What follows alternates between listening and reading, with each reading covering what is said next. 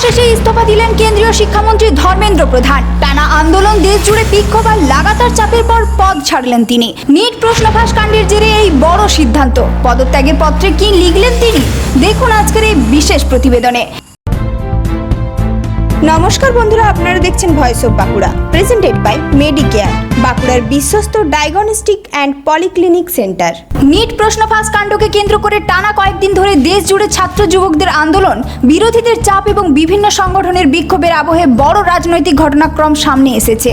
দাবি করা হচ্ছে কেন্দ্রীয় শিক্ষামন্ত্রী ধর্মেন্দ্র প্রধান তার পদ থেকে ইস্তফা দিয়েছেন।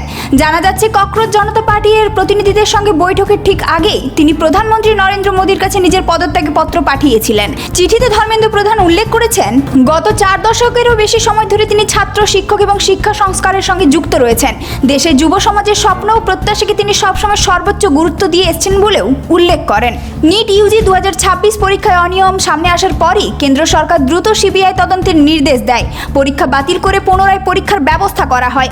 পাশাপাশি আগামী বছর থেকে কম্পিউটার ভিত্তিক পরীক্ষার সিদ্ধান্ত নেওয়া হয়েছে বলে চিঠিতে উল্লেখ করেন তিনি আরও লেখেন, শুরু থেকেই তিনি ব্যক্তিগতভাবে এই পরিস্থিতির দায়িত্ব নিয়েছিলেন এবং কোনো মেধাবী ছাত্রছাত্রীর ভবিষ্যৎ যাতে কোনো প্রশ্ন ফাঁসের কারণে ক্ষতিগ্রস্ত না হয় সেই লক্ষ্যেই কাজ করেছেন। এরপরও গত কয়েকদিনের ঘটনায় তিনি মানসিকভাবে ব্যথিত।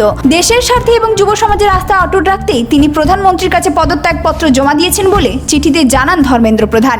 এখন নজর কেন্দ্র সরকারের পরবর্তী সিদ্ধান্তের দিকে। নতুন শিক্ষামন্ত্রী কে হবেন এবং নিট সহ দেশের শিক্ষা ব্যবস্থার স্বচ্ছতা ফেরাতে কি পদক্ষেপ নেওয়া হবে সেদিকেই এখন তাকিয়ে রয়েছে গোটা দেশ। এই ধরনের গুরুত্বপূর্ণ খবর সবার আগে পেতে আমাদের চ্যানেলটি সাবস্ক্রাইব করুন আর ভিডিওটি শেয়ার করতে ভুলবেন না। আপনার মতামত কমেন্টে জানান আর লাইক শেয়ার করে ভয়েস অফ বাঁকুড়ার পাশে থাকুন।